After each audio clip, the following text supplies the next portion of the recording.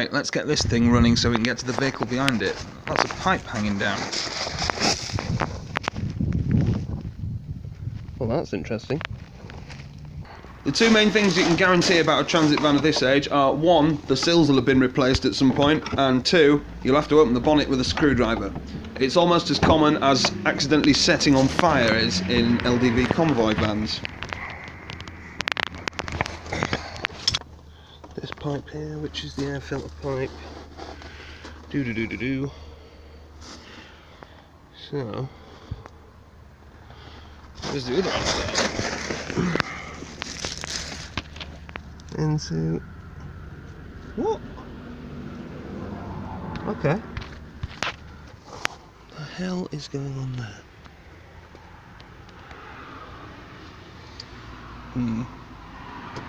Okay.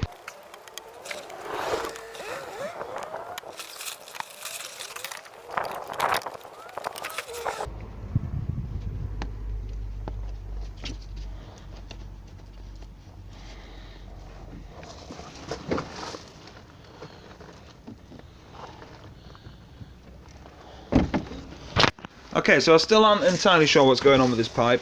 I thought for a moment it might be a coolant pipe because of the radiator thing, but I think it is a turbo pipe. So there's where it's joined together, look, and it comes down from there and into this, which looks like some sort of radiator thing. I don't really know anything about turbos. I imagine that's an intercooler. I don't know. Why would it need to be cooled down? You'd think hotter would be better. Anyhow, so, and then up it goes into the engine bay.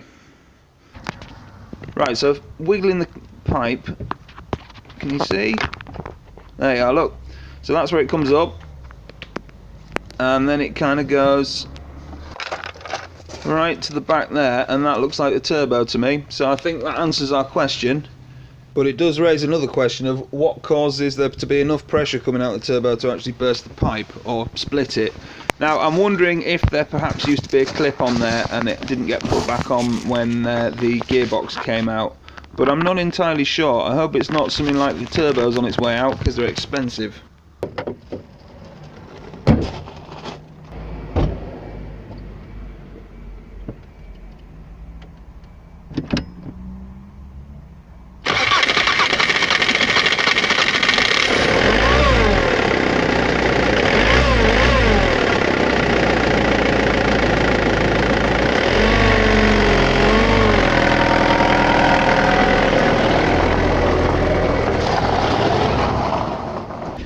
Okay, I'm going to set off and listen out for that pipe blowing off again.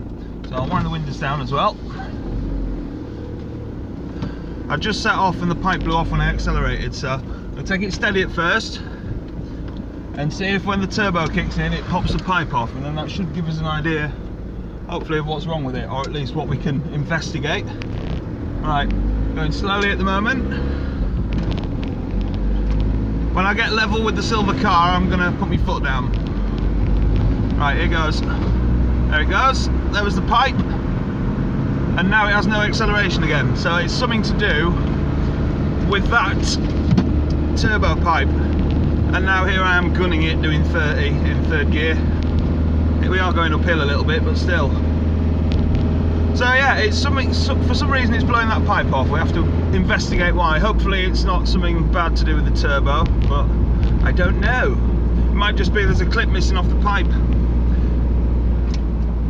It's just kind of a ribbed pipe that fits inside another pipe, so maybe it's something I can fix with a cable tie or a jubilee clip or something, I don't know. We'll have to find out. I'm just going to pull over here and put the pipe back on again. You can come with me.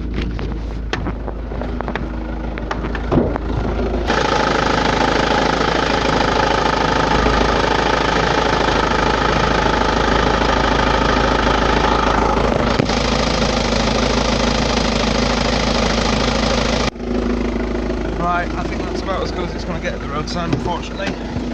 I've got really oily hands. And I'm wearing a Jaguar t-shirt, which I really don't want to knacker up because it's white. So I'll try and avoid getting oil on it from my gammy hands. Right, let's see if I can get back home. I'm not totally sure that pipe's even on properly, but we will see.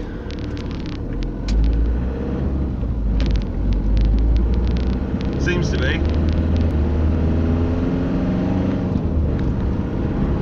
At least if it is just a turbo pipe, then I suppose it's probably not that bad to run it like that. It's just going to be slow. So that might be one small positive. But it's fucking oily. That pipe is ridiculously oily.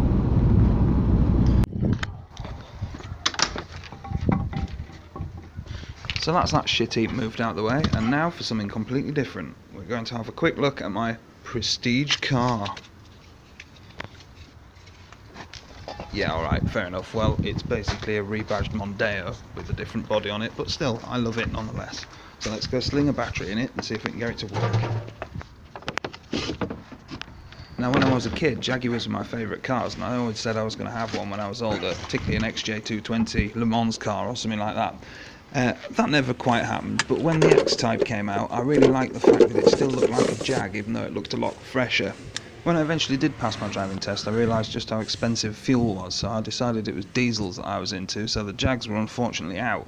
Then about a year later, I realised that they'd brought out a 2-litre diesel Jaguar, the first diesel car they'd done that I was aware of at least, and that was it. I decided as soon as I could afford one, or as soon as they were cheap enough, I'd buy one, and that's exactly what I did. So my boss's son-in-law used to own this car. I've known it since it was about 4 years old, when I started working for the company, and every time I saw him I said, "Are you going to sell me your car yet?" Well, anyway, his wife, the boss's daughter, is the lady that does the payroll, and one day in my pay slip I got a little note saying "Car's for sale if you want it." So I immediately rang her up and said, "How much do you want?" expecting it to be like £3,000 or something like that, and she said, "Well, you can have it for 600 quid, do you want me to take it out your wages at 30 quid a week?" And I said, "Yeah, I think I will, thanks." So that is how I came to own this particular Jaguar. It was fairly high mileage. He actually worked in Luton and drove from Nottinghamshire to Luton on a Monday and went back on a Friday. So it is all motorway mileage, and it started and drove fantastic. I loved that car. Unfortunately, though, it was a surprise spectacular MOT fail, well actually pre-MOT fail. I took it for a pre-MOT and they spotted about £2,000 worth of stuff apparently, which before I got the van seemed like a lot of money to fix a car, but actually I wish I'd spent it fixing this one now. So it got laid up, and because it never had an official MOT failure, it doesn't have a failure list unfortunately, so I'm going to have to investigate for myself what was up with it if I can't find the list the mechanic gave me. So I parked it up 2 years ago, and I've used it just for storage basically for Pook Maxi parts ever since. I was going to part it out, but fortunately I never quite got round to it. I have taken a bit of the interior apart to get the Bluetooth car kit out, but it'll all go back together, and I'm going to put the car kit back in once I take it back out of the van again, because I think this is more of a worthy vehicle. It's 2004, and like I say, I haven't cranked the engine or moved it for 2 years, so this should be quite exciting.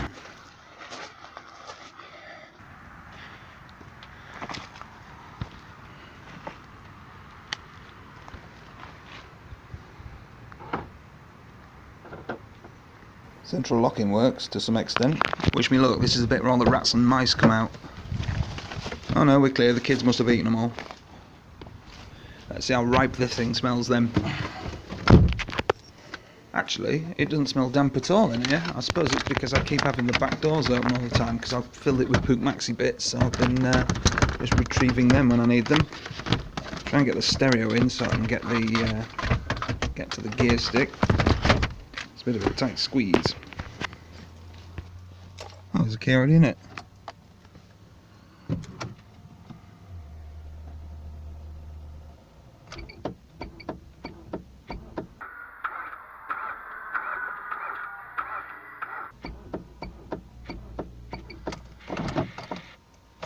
This is my fault. The Energizer Bunny must be on strike because I haven't cleaned his hutch out for 2 years. That's okay. Let's get it another battery.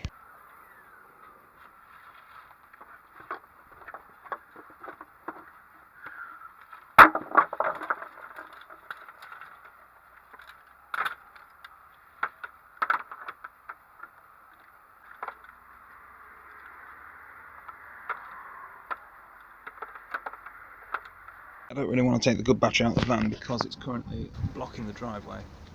So for now, it's another shit battery. Let's see if we can start it with 2. God, this hurts. Big thick briars.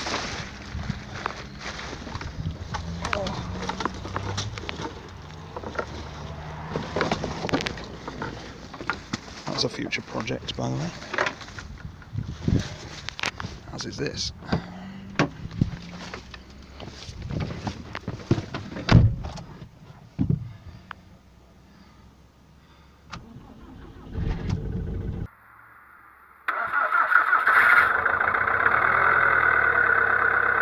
Yeah! Love it. See what we got here. Driver's door open, okay. Just the mileage. Awesome. This hasn't been started for about 2 years, which is cool. See what it remembers. Okay, so the trip computer doesn't remember much. I will show you at a later date how to decode these stereos without needing an actual code, but it's not plugged in at the moment, so I can't. Right, let's see if the brakes are frozen on or not. I've left the handbrake off the whole time, so let's find out. Does everything still work? Yeah, and there is no fuel either, so I can't go far.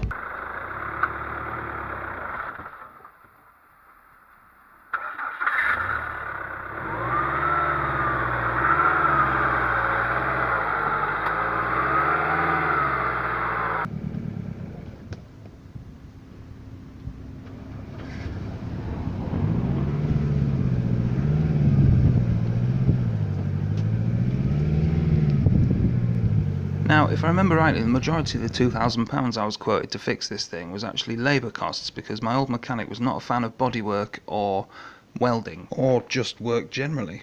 So hopefully I should be able to make it a bit more economically viable by doing all the work myself.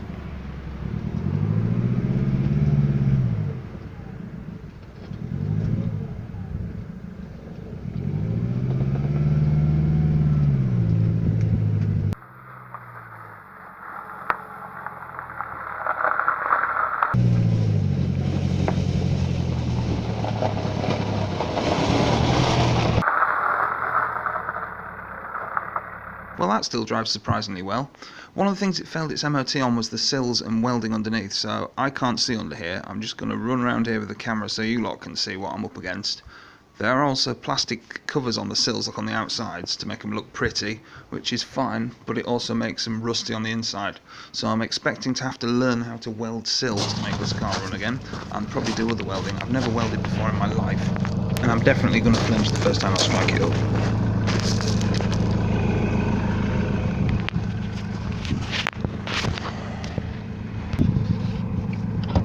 What's in here? Stationary alloy wheel, shape and shine,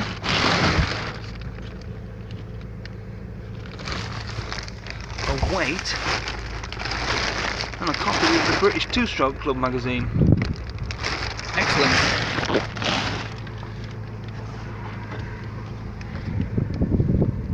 That's where the parking centre lives, is it? Lovely. So, no boot carpet, there's a story goes behind that.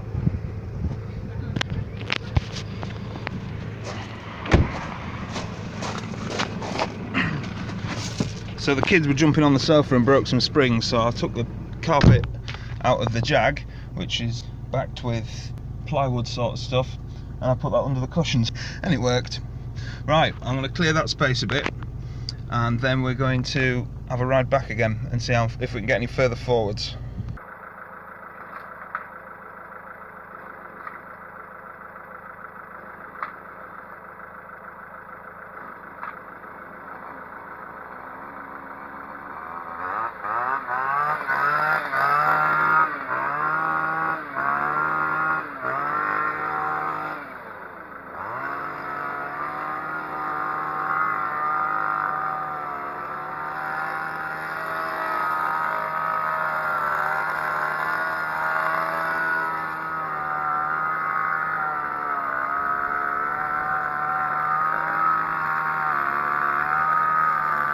Okay, so the plan is this will eventually go back on the road and replace the van. Now there are a few things wrong with it. The sills, something needs doing with the suspension, the brake pipes need replacing, a few other bits, and it's only a 600 quid car. So I was faced with the choice: buy another one for 600 quid, or probably spend about that on tools. I need to buy a welder, I need to buy other things, learn how to use them on this car, and then if it's still knackered, then I'll just buy another one for 600 quid and I've bought a load of tools. So that seems to be the plan. I mean, I don't really need another car. I've got the Clio. The van's going, but this isn't going to fit any more people in than the Clio. Maybe one extra, because the middle seat in the back of the Clio is rather tiny. But as you can see, I've cut the hedge back a bit, cleared up some of the shite, not all of it. And you're riding on board now. I'm going to keep going until I touch that post that's sticking up, that broom handle there that's sticking up, the silver one. It's made of really soft monkey metal, so when that starts to move, I'll know I shouldn't really go any further. It actually seems surprisingly free to say, you know, the wheel bearings all seem there we go. The wheel bearings all seem alright, which is good. And other than that flat tyre at the back, it seems like I could actually probably go out on the road on it, albeit illegally. Even the brakes seem alright, although I'm sure that the discs will need replacing and stuff. But there we are. That is the Jaguar, my next car project, hopefully. I do love this car. That's one thing it's got going for it. One negative thing it's got is I have no clue what I'm doing. But it's fun to learn, isn't it? That's what this channel's all about. Thanks for watching, guys. See you later. You join me now for a disgusting voyage into the sofa to see the Jag carpet.